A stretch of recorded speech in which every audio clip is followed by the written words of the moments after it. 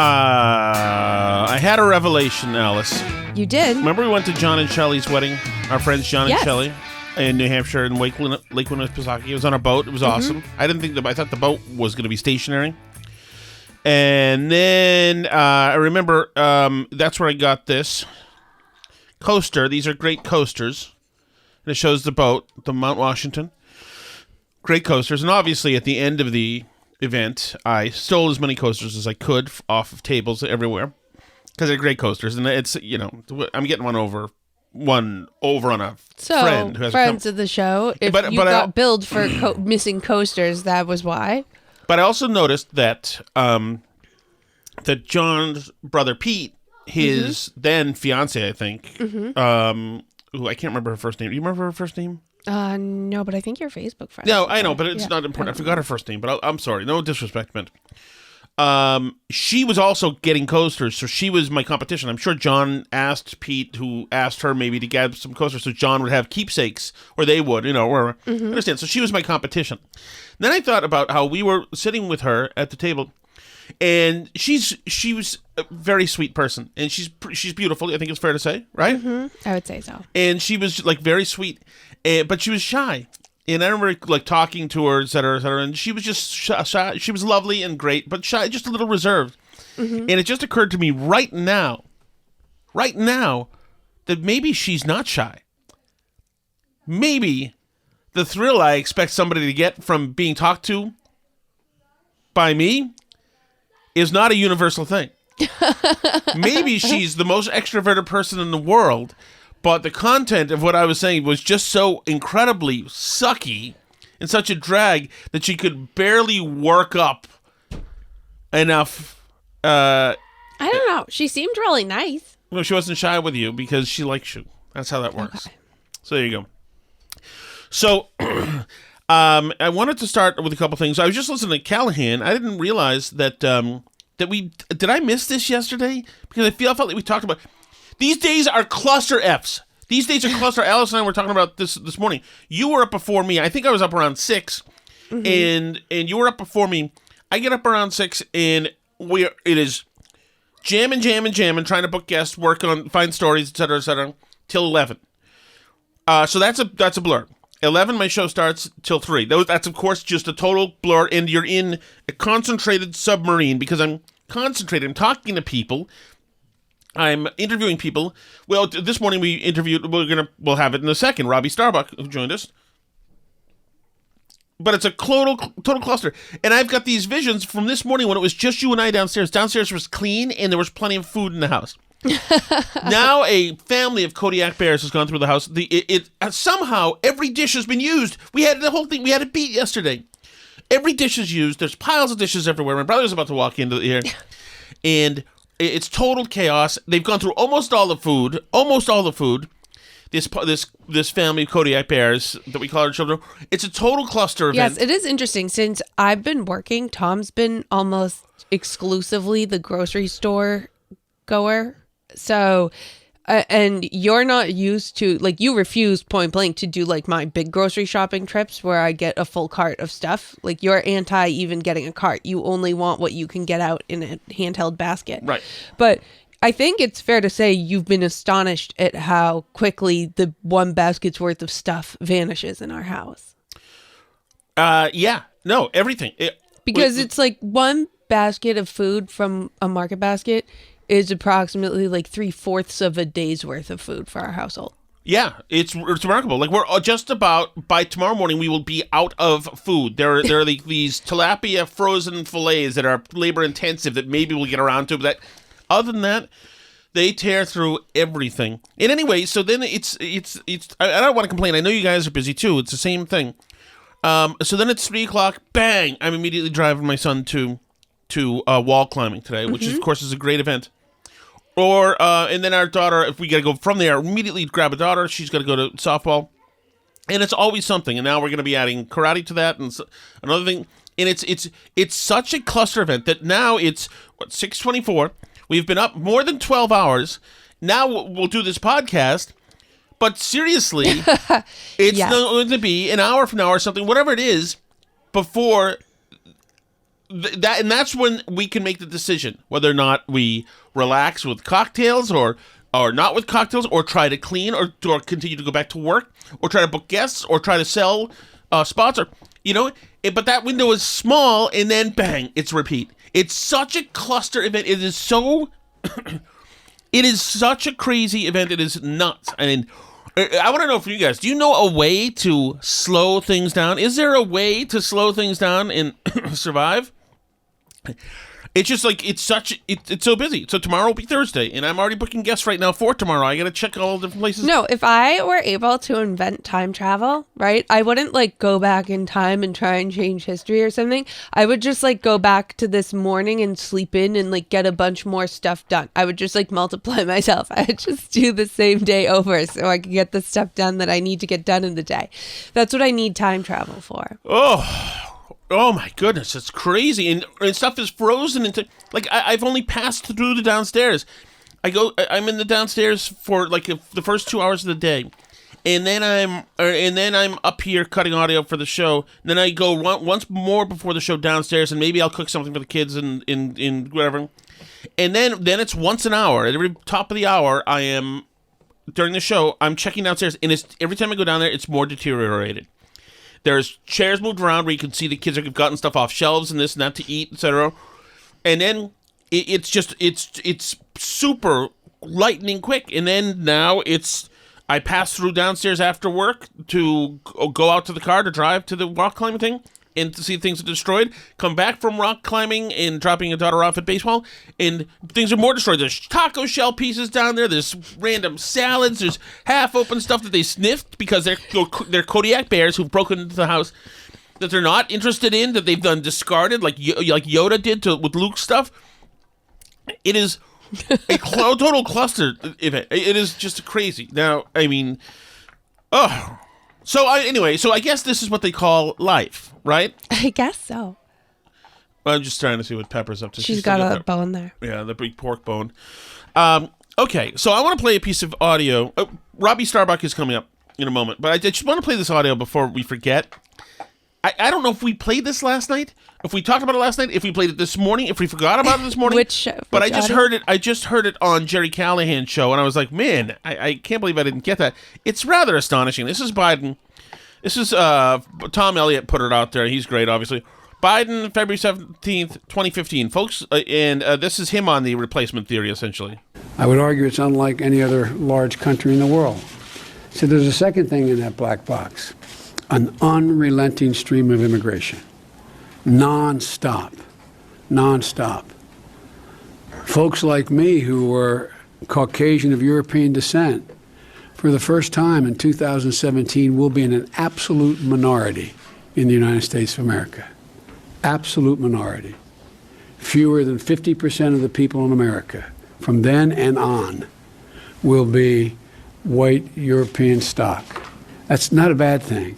That's a source of our strength. And so we haven't always gotten it right. I would argue. Wait. I guess that's not what I meant to play. Because he said something about not some Africans or something that Jerry had today. Crap. I guess I won't ever have it. I should have asked Craig. Well, but that just reinforces that Biden is one of the millions of leftists who have been saying now for a really long time that, like, of course white people are being replaced. Of course there's going to be no more white people, and that's awesome. Right. And, that the whole thing. And then they turn around, and if you're like, wow, I don't know if I feel like that's awesome that there will be no more white people, then like all of a sudden you subscribe to a racist conspiracy theory, right? Which is that's how they operate, right? It's the same as the Libs of TikTok thing that we talked about yesterday. Libs of TikTok is in big trouble because she put things out there that liberals were putting out on the internet. But when she puts them out there, when she takes their video and reposts it on Twitter, it's disinformation, right? It's all of a sudden it's a conspiracy theory. All of a sudden the idea that leftists want to groom your kids is a conspiracy theory. When they put videos on TikTok about how they want to do a drag show for little kids, that's not a conspiracy theory or bad, or they're just doing a drag show for little kids. And then, but if you all of a sudden go, look at, they're doing drag shows for little kids, they're like, why are you following these bigoted disinformation conspiracy theories? You know, if you notice what they're doing, then all of a sudden you're the problem. Oh, totally. And I did play that TikTok stuff today, which was remarkable. Yeah, maybe we should. I don't know if people might have missed that too on our show yesterday because we did it during the chat. I know some people leave for the chat. So this is it. Too. There's a woman named Lindy English talking to a child. We mentioned it in the Robby Starbuck thing, so it's good to play right now. Yeah. Lindy English talking to her son. They're in a dressing room. And she's got him in a dress, and she's shooting at the mirror so that she can talk to the audience. Hold on, you love it, and you want it, and you picked it out, but you don't. But you don't want it for school. Can you tell me why? Because last time I wore a dress to school, everybody called me a girl.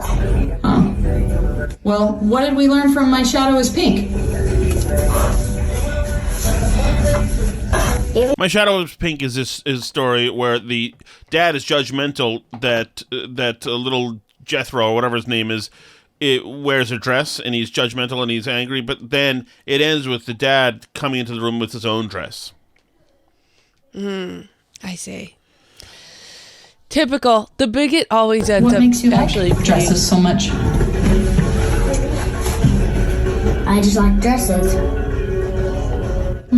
Like, I don't know, Mom, you told me to like dresses. Right. And she says, like she's just finding this out.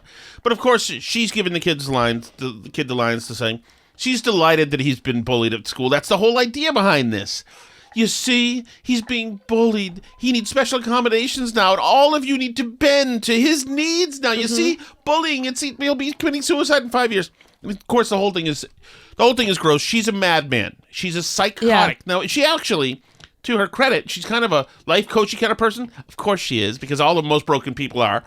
Yeah, but I wanted to add this too because I went through her Instagram, and yeah, she's doing this like life coaching and selling like stickers that say uplifting messages about being gay and loving yourself or whatever. And she uses this kid routinely on her Instagram to like try, which is obviously what was going on here, to try and get him to say something that's inspiring. Because she'll do stuff like, oh, listen to like the words of the children. And he'll be like, you're beautiful and strong. Because she'll say stuff like, what would you say to me if you knew that people like said that I dressed ugly or whatever, and be like, you're beautiful and stay strong or something, you know, and then she'll post it like, wow, like wisdom from the mouths of because it's a total prop. Yeah, that's what he is. He's a prop for her, and it's gross and disgusting. And she's dying to have an I Am Jazz child. Exactly. And so she is, if you read her bio in there, where she's honest in her bio, she's had a load of mental health problems. Sorry, Craig is getting back to me. Ironhead. So, I mean, but then get therapy. Don't make your kid have your problem, right? Like, everybody has problems, right? Figure it out so that you don't have to make your kid figure out your problems for you. It's so horrifying. And the fact that she's so clearly dying to make her kid like an Instagram star.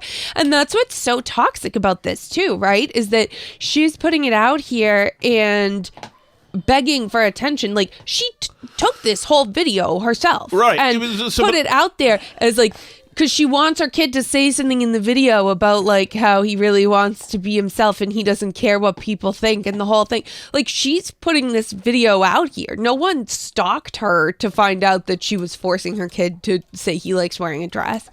But it's just like psychotic, crazy behavior. But once again, obviously she was on her Instagram playing victim about how she was being bullied online, and she's going to stay strong and not stop posting. This is exactly what she was hoping for. But here's the thing: is that she's also, she talks about how she was bipolar her whole life until 3 years ago. That she has this trauma, this PTSD, this sort of. She's a heavily mentally disturbed person, and she writes about it herself. So it's another reason why I would not be, celebrating this thing. And I get the feeling that like-minded people just like her, who's exactly like the mom on About a Boy, are also damaged. I think. It's fair to say. There's a whole bunch of people walking around who choose to make their personal traumas their identity instead of developing a personality. Yes. Right? They're whatever it is, like whatever they've gone through, and I'm sorry that they went through it and they're traumatized and they're screwed up. Like, we're all screwed up in plenty ways. Believe me, I'm plenty screwed up. But like, it's very liberating to actually realize that like you don't have to permanently be the most screwed up version of yourself. Like, that's not your identity, and that doesn't have to be you, and you don't have to foist it on your children, and you don't have to do anything else with like, you can say no to celebrating the worst, most damaged parts of yourself. Yes. No, absolutely. And so the whole thing is that, she sends a kid to school hoping that he'll get bullied, and it's a gross thing she's doing. Hopefully he'll survive her, because that's the thing. And also another thing, by the way, something the caller pointed out today, who we know, Barbara, actually, from Avon. Nice. He said, when I wear a dress, everybody calls me girl. Because wouldn't that indicate to a parent who respects their child's gender identity that he doesn't feel like he's a girl? And he doesn't want to be called a girl. He doesn't want to be called that. He doesn't like that. He doesn't want to play her effing psychotic games. Yeah, he's getting misgendered because he's not presenting the gender that he knows that he is. And that's like, I've tried to make this point to parents before when they're like, well, what if your kid just likes wearing a dress? Like, you should let your kid be free. Like, no, because obviously clothing is a social decision, right? Like, we don't wear togas nowadays. People would think it was weird, but or dress like Louis the 14th or whatever it is. Like, people would think you were pretty weird if you dressed like Louis the 14th too, and kind of effeminate, right? And wore all that makeup and stuff. But, we have social structures by which we recognize clothing as male and female. And every society on earth, men and women have made different clothing choices. Part of how you present in society as your gender that you know that you are, and part of why people who are trans do experience dysphoria, right, is because they're not being perceived as the gender that they want to be perceived as, right? So obviously there's nothing inherently feminine about the color pink. You know what I mean? Like, ancient people didn't know that pink was a girl's color. But in our society, it's obviously perceived as being pink. And it's your job as an adult who knows how to navigate society to teach your kids how to be perceived the way they want to be perceived. If they want to be perceived as a boy, then you should give them the tools to let them be perceived and respected as a boy, because if not, they're always going to be unhappy because people are going to not have respect for them and for who they are. Okay, so on that note, let's go to our interview with Robby Starbuck. Okay, we are thrilled to talk to Robby Starbuck, and among other things, he is an author of a new book, but I gotta tell you, the book is called Puddin' Pirates and the Problem with Power. We're gonna get to the book in a moment. But for you guys, for people who listen on WTIC and Burn Barrel fans as well, we've been having conversations for years and years about how we love New England, and it's beautiful here, and the geography is great, and our friends are wonderful, or we thought they were friends. And so for Alice Shattuck and I, it really, the story of Robby Starbuck and Landon Starbuck actually is his wife, yes. Yes, I'm sorry, Robby's wife hits home with us, and it hits home with so many other people in our audience who talk about how in the last 5 or 6 years, and certainly since Trump, friends who we thought were friends are not friends. Robby, thank you so much for joining us. Absolutely. Pleased to be here. So can you briefly just tell us, because your story is so many people's stories, can you tell us what happened? What made you were living in California, you had a great gig out there. What made you move? Yeah, I mean, it kind of starts a little before that, because my family came from Cuba. So that's a little bit of backstory for why, I'm so passionate and kind of saw what was coming. But, when I saw, the Marxism in America that was just a growing threat, and I saw it in our kids' schools and everything else in California, my wife and I knew we couldn't raise our kids there. And so we both love Tennessee. And so that was kind of the immediate thing for us is we've got to move to Tennessee. That's where we want our kids to grow up. And so we moved, we didn't want to be around all of that craziness. And the other part of it is that, I was director in Hollywood. I directed Oscar-winning actors, actually some of the biggest music stars. And me coming out as a Republican, being vocal, was not the most popular decision in that community of people. So it really did reveal who your real friends are. And it's a very limited number of people. And I think that's something that is healthy for people to realize, that the number of people who are really your friends is really a small number. And that's something, my great grandpa actually taught me when I was younger. He said, when you die, if you can count on two hands your real friends, then you died a very lucky person. Wow, what a thing to say. And so it's so true. What we found was, as soon as at one point I put up Trump signs. We lived in Massachusetts in a town, and I put a Trump. I wasn't a Trump guy, and then I said, hell with it, I was towards the end. But we were very friendly with our neighbors. We always would have mixers in our yards, etc. So we had Trump signs up. And of course a bunch got stolen, but that's fine, whatever. But the day after Trump won, the day after, Robbie, literally, we were unfriended from Facebook, and our neighbors had "Hate Has No Home Here" signs pointed at us. Not right. Pointed at the street, pointed at us. Right. Our next door neighbors had the signs at the side of their house, not on the street side. Oh my gosh. And it was funny because people lost their minds. Yeah. And like Tom said, it was fine when Trump was just this silly candidate running and we were those like goofy Republican neighbors. We were like the side character Republicans. No one really, but when Trump won, it was serious. Then we were really the bad guys. And like Tom said, our kids couldn't go to birthday parties. Other parents ghosted us, wouldn't talk to us. It was so difficult. I mean, and we moved to a town and that's what happened to us too, is that same thing. I mean, kids that our kids had grown up with, suddenly their parents ghosted and wouldn't invite them to birthday parties. I mean, these are kids that, like our oldest daughter, had been to every birthday for them. Oh. They had been to every sleepover and all that stuff. And then just overnight, boom, no, you guys literally treated us like we were, Nazis or something, and it's, that's just how insane the left is. I mean, we called it Trump derangement syndrome, but it really is like a syndrome. It's like a disease where they just have no rational ability to discern that some people just don't agree with them. But what is it, do you think, Robbie? And that's one of the things that drew me to you in the story of your family, is that the people don't know unless they're on the receiving end of it. And I get this all the time from our audiences, is that when your next door neighbor has a bouncy house and you used to be friends and your kid's not invited, there's a different kind of pain when your kid is the target. Oh, yeah, absolutely. I mean, that's something that it makes it personal. And I do think it's part of why, there's many reasons, but part of why we're so divided and going to continue to be even more divided between the two parties, because it's gotten personal. And beyond just getting personal, when somebody wounds the people you love the most, people eventually, a decent number, want some sort of payback. And that's not something that's particularly healthy in a political context for a country, because if you're just wavering back and forth between I want payback, you want payback, that's not really the best thing. But that's the truth about the human condition, is that's kind of a natural thing if somebody goes after the people you love.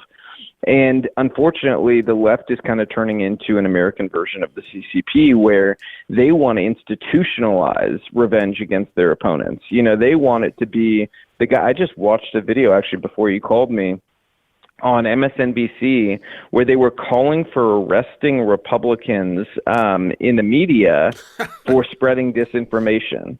And not joking. This was like a serious segment where they were talking about jailing Republican media people for spreading misinformation. No, it was what's his name? I think it was the same. I can't remember.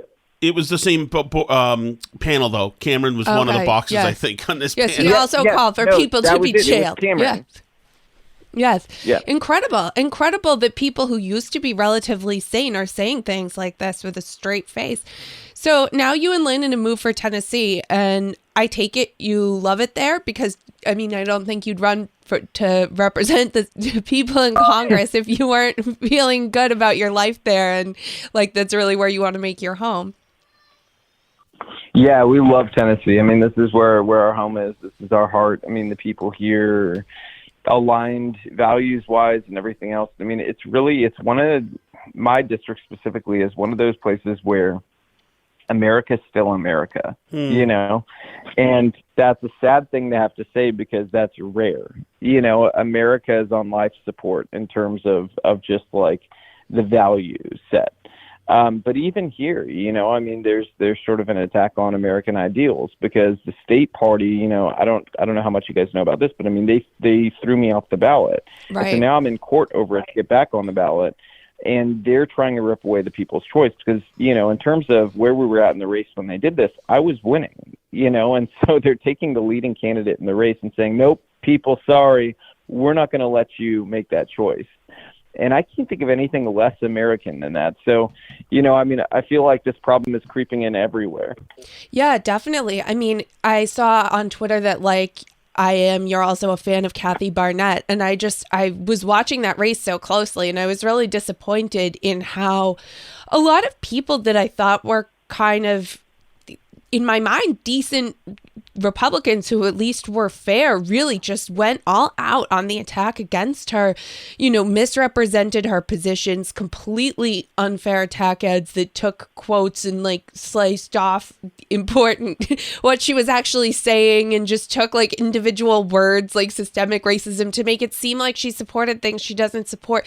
Like watching people like Hannity or Rick Grinnell go after, you know, another candidate in this unfair way, it really changed my perceptions of a lot of people within the GOP that I thought were, you know, supportive to a grassroots movement and a more populist approach. But I guess Trump didn't change as much as, you know, I'd like to think he did about the Republican Party. Well, you know, it's one thing to support a different candidate, you know, and so I don't begrudge my friends who, you know, they want to support somebody else. I may think they're wrong, you know, but we'll have that ideological battle. It's another thing to lie about them. And that was my problem with what happened to Kathy. What's interesting, I really didn't have a dog in the fight. I actually really like Carla Sands, but she just wasn't polling high enough to get behind. And, you know, we needed somebody who could potentially take out Ozzie and McCormick because Ozzie and McCormick are both horrible, horrible choices. And unfortunately, that's one of them is going to be who Pennsylvania has to ride with for the general. You know, but what they did to Kathy is a great example of how the establishment, you know, when it feels attacked, and really it wasn't just the establishment. It was like you said, some people who are not establishment, but were invested in Trump's endorsement, you know, winning, turning on a candidate like that. I felt was really unfair. And it's why I spoke up for her was because I was like, this is just not right, you know? And she is a very legit option. You know, had she won, I think she would have made a great senator. But unfortunately, you know, those attacks they put on her, they were successful. And, you know, that's a sad indictment of kind of where we are too, because there's a segment of voters who just are not paying enough attention.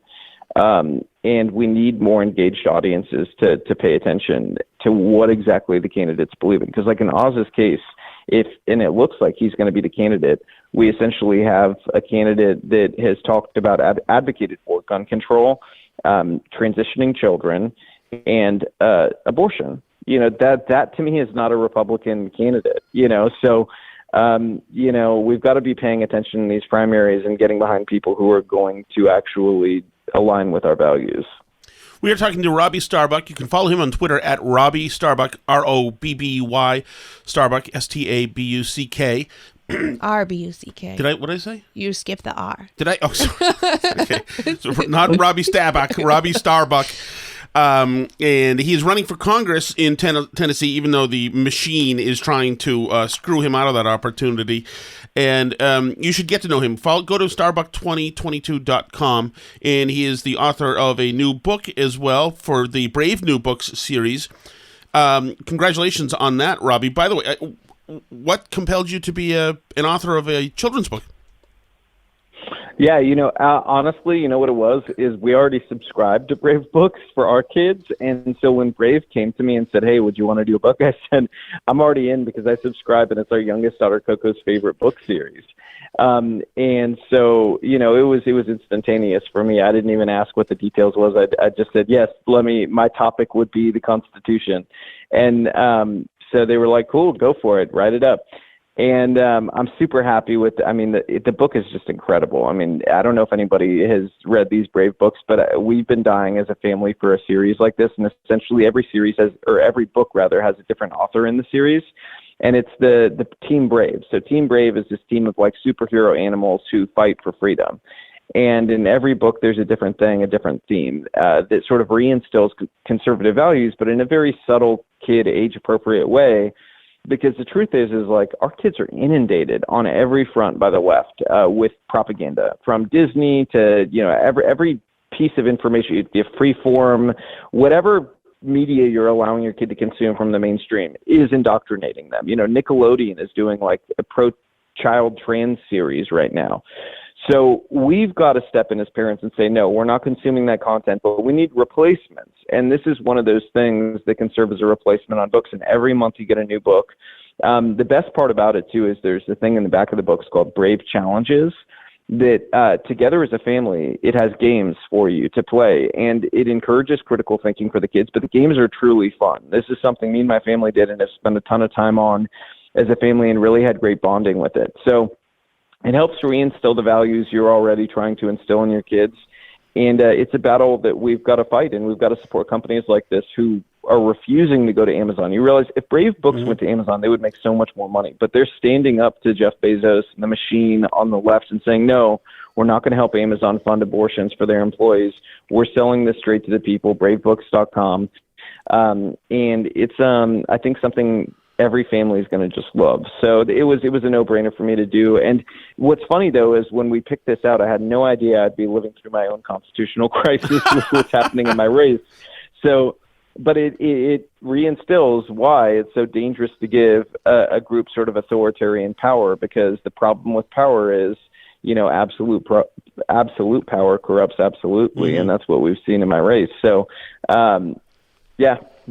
So the book is called Puddin' Pirates and the Problem with Power, and I'll tweet that so you guys can go to the link and buy the books and cut out the middleman, because God knows, Robby, if the staffers at Amazon decide that you're a hater, they'd take it down anyway. Which brings me to this. There's this TikTok that came out. It's a Libs of TikTok that captured this woman named Lindy English in a. I'm not sure if you've seen it yet. It's a woman in a changing room with her son, and she's nudging him into loving a dress, and he's just being kind of a kid. Here's a little bit of it. What makes you like dresses so much? I just like dresses. Do you think bright, pretty colors and dresses and sequins and jewels and gold, all the things that you always want to wear, do you think that's your innermost you? So the kid's saying whatever she wants him to say. The mom is somebody who obviously, Robby, wants the kid to love dresses, wants it to be known, because this is her own TikTok thing, wants it to be known that the kid loves dresses and it's very natural. She wants the kid to be trans. She wants them to do the whole caboodle. We've seen a lot of the stuff emanated 7 or 8 years ago out of New England, with some families being pioneers doing this. How do you fix the parents, Robby? How do we culturally pass to happen? This is child abuse, first of all. Secondly, it's her identity. It's very clear from the video. I have seen the video. Yeah. This is her identity she's putting on the kid. And, adults need to keep their adult problems, and I think this is something that people used to understand and accept, but no longer do, and they're putting all of this on kids. We've got to start to treat kids like kids again, but in terms of fixing the adult, there's no fixing that woman. There's not. I wish I could tell you something different, but the truth about, sort of humanity is when somebody is as far gone as she is, they're not coming back. And, the more we try to force them back, the worse it's going to get. And we have to accept that there's certain divisions in our country that are not going away in our lifetimes. And the divide between me and someone like her is not a divide that's going to be bridged. And that's okay. And I think that it's going to, what we're seeing throughout our country is an interesting migration. It's a political migration that's happening. And it's essentially people are going and choosing to go to places where their values align. And I think that the Roe decision that's going to come from the Supreme Court is only going to hasten that. We're going to see that kind of continue at a faster pace because people are ultimately going to go where their values align, especially conservatives. But, I think you'll see it from the left, too, to a certain degree. The left is somewhat hypocritical because they're also economically inclined. So they want to go somewhere like they'll go, oh, I want to go to the low tax state, but I hate the politicians who want low taxes. So it's kind of weird on that front. But I do think the more that things like this happen, where things become a states' right issue, and all the red states say, no, we are going to, ban, abortion after, let's say, heartbeat bill or whatever it is, you're going to see more people from the left say, I can't live here anymore, and they go somewhere else. And I think that's a good thing. I think that people should probably and will be happier in places where their values align. And I think that's kind of where we're headed as a country, is one where we have sort of, we stick together because of the national security aspect, but in terms of, our values and everything, those are really dictated by the states, and people tend to just go toward the state where they feel they align. Yeah, but Robby, I mean, you seem to have a very empathetic live and let live attitude for, let's say, moms like that she can't be fixed, whatever. But to your point, she might like Nashville and say, you know what? I love the tax rate there. I love a lot about it. It's very pretty there. The Ryman Auditorium's down the street. She might move in there and then join the school committee and then make dictations upon your kid. How do you fight that? Well, I think on that front, it's easier to fight because I think we need to pass grooming bills on a national front that make it very clear that you can't do this. So that's something that I think needs to be a priority, is take the bill they did in Florida and take it national, and on a national basis ban people like this from ever being able to work with kids. Because I think that if you do show this sort of thing, you've got to have very clear lines in place to protect children. So once it gets to, hey, I want to work with kids, I think it goes to a different place. I do think what she's doing is child abuse and probably should be viewed as such.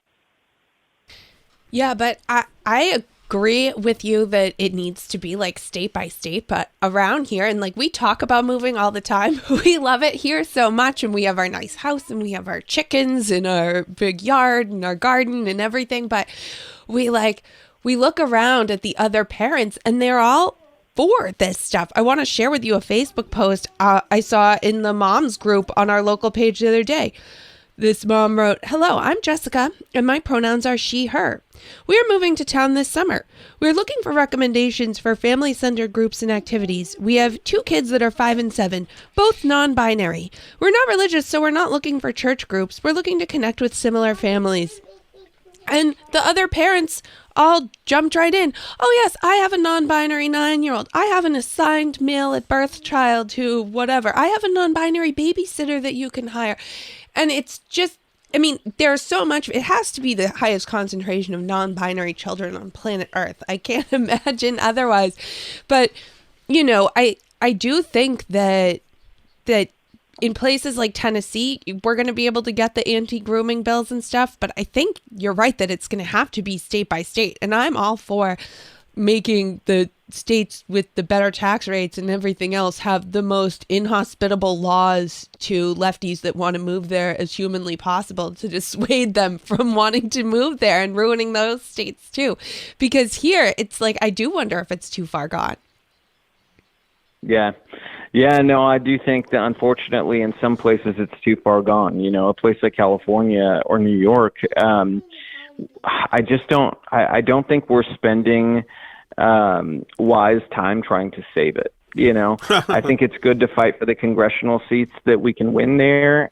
That's something important because every seat matters in a majority. But say on the Senate side or governor side, I'm not sure that's money well spent. I think we should probably focus a little more of that money and time and energy on swing seats and on some of the states where we have a chance to swing them over and make them more red. So, I think people need to be strategic on that front and kind of put their money into wise places when you are donating. So that's something that I've always told people is, be strategic, be smart about where you spend money. Like my seat is flipping from Democrat to Republican because it was redistricted. And so this is a good place, and that's just political math. We have a chance to go ahead and take and add into the column from being a +7 Democrat seat to now being a +12 Republican seat. Wow. It's a good chance to pick somebody who really represents your values and is, aligned. Because you could also end up with a Romney type person. In fact, one of the people in the race, Beth Harwell, she's a Romney person. So you could end up with somebody like that or somebody like me. And it's really dictated on, the grassroots and then also the money you're able to bring to the table to get the appropriate number of ads up on TV and so on and so forth. So I think that's something we've got to be a little smarter about in terms of the political calculation on how we attack these coming elections. Robby, last thing I want to ask you, and this is to talk to mostly moms of Connecticut who have been going for the first time in a year and a half, have found out what happens at Board of Ed meetings, and they've raised their voices. They want to be heard. They demand choice in what their kids learn, and they're being vilified by obviously Merrick Garland. We know that, but they're being vilified in state as well by the state, the Democratic State Senate, who write these vicious op-eds. They try to sick the Attorney General on them. They try to intimidate them. And now I bring this up to you because you're a Cuban American who is closer to the state being an oppressive aggressor than most of us. What would you say to these moms who feel the presence of the state closing in? I would say the law's on your side, and you can't make decisions for your children out of fear. And when you look at authoritarian or communist countries where they do this sort of thing and they get away with it, essentially the reason why they're allowed to is because people don't stand up and they're too afraid to do it. So keep fighting, do the right thing, because your kids' future depends on it. Their freedom in the future depends on it. So now's the time where we're safe to take a risk. In the future, we may not be able to be safe to take that risk if we don't stand up now. Here. Follow him on Twitter. He is Robby Starbuck, ROBBY STARBUCK, and go to starbuck2022.com. I'll tweet out, guys, all of the information so you know about his candidacy and about his great new book. Robby, we really appreciate the time today. Appreciate it. Thank you. Yeah, bravebooks.com if you want to get the book, or Starbuck 2022 if you want to support the legal fight we've got in front of us. Thank you once again, Robby Starbuck. We really appreciate that. Excellent. Fantastic. What a cool guy. He's very relatable. It's almost like talking to myself if I was better spoken. So here's another thing I just want to get to. This is so good. God, it's so good. I'm sorry, Alice. I have my opinion of James O'Keefe it's always been in the positive. There were times when I loved him because he blew open NPR. Other times when I thought that's a miss and whatever. I love him now. I am all in. I'm trying to book him. Did you see the O'Keefe thing with Alex Martinez, lead client partner at Twitter? Yes. This is so freaking good. I don't even know where to start. So they asked this guy out on a date. Well, right. Okay. You got him they get him out like they usually do. Usually it's some kind of conservative co-ed will get some bonehead out drinking beer. This time, this guy is on a date with this Twitter guy, on a bunch of dates with the fellows, and this guy just is very open. Alex Martinez about what they do at Twitter. Well, right now we don't make profit, so it's going to say ideology, which is what's led us to not being profitable. The rest of us who have been here believe in something that's good for the planet and not just to give people free speech. Because again, these people really do believe in what we're doing. These are the policies we've put in place for misinformation. So he goes on and on about the secret sauce and what they're going to do, et cetera, et cetera. We want it to be as fair and transparent and accurate as possible. Yeah. And if that means there's a level of censorship to make it correct, quote unquote, again. Then they're going to do it, quote unquote. Wait, okay? Tom, I just need you to pause for a second here. Yes. breaking news. What?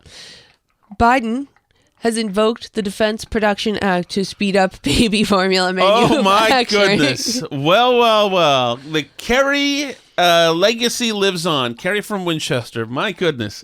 That is bleeping incredible. If we're implementing all these rules that there's, and Elon wants to dismantle them, then technically our ideology has led us to not making money because we're not making money. And Elon wants to turn it the other way so that we can make money. So this drunken, horny fool can't stop himself, and he hits Elon on a disability. He has Asperger's. Yeah, I know that. So he's special. You're special needs. You're literally special needs. So I can't even take what you're saying seriously. Right. Well, that'll do it right there, probably. Anyway, the last great thing is that he's aware. Alex Scott gets a missive from Twitter saying, look out for Project Veritas. Look out. They're trying to get you guys to come out to ply you with booze and try to get information from you. Alex gets that information and is happy to share it with his date, who, of course, is working for Project Veritas. Targeting of tapes. Wait. You can read it. Let me see. And how to protect yourself. Groups like Project Veritas are active right now. Is that? It's like some group that's trying to just out the employees. Like they're trying to go on dates with them like this and record them and then go sell it to the New York Times and say this is what the Twitter employee just said. This is what's really happening. This is what they're telling us to not do. You're lucky that you met me organically because I would be questioning everything about you. Oh. Is that not the most beautiful thing? In fact, Alex, there's something maybe you should know. What even makes this better is that the next thing that happens is James O'Keefe of Project Veritas, who is apparently in excellent shape, pounces on the guy. Have you seen this? I have not seen this part yet. I heard you on the guy. As the guy realizes that he's busted, the guy runs out of the restaurant with with James O'Keefe in pursuit. There he is. There he goes. Oh, there he goes. Oh, okay. The guy starts running immediately. Hi, I want to take a jog. Why are you running? Why are you running away from us? Veritas, the cameraman is running alongside of them. The guy's 5 feet in front of James O'Keefe, and they're in a sprint, and O'Keefe is keeping the questions up. Sir, why are you running? Why are you running across the street? He's chasing him. He's not relenting. We're jogging here with a Twitter executive on the streets of New York City who's literally gone in an all-out sprint. You shared an email with us. Why are you covering your face? Well, you already talked to us. You shared an email with us here where it said don't disclose confidential information. Do you understand the irony? They're still keeping up. You're literally disclosing an email. It says right. Here's the email. I can read. Team groups like Project Veritas are active right now. Right?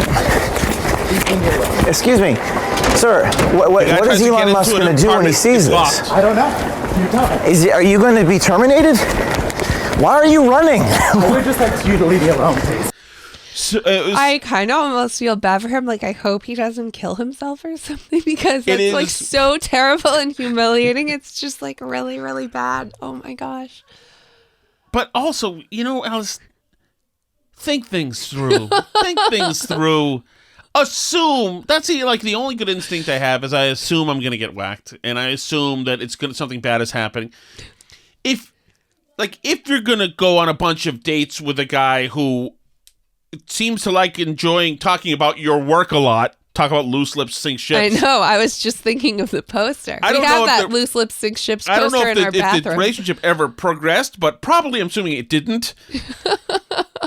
And if you're going to give over the state secrets to this guy because you love hearing yourself talk, you love hearing somebody be interested in you so much, and if you think there's ever a chance that you're going to have to sprint away, be good at sprinting. Think one part of this through.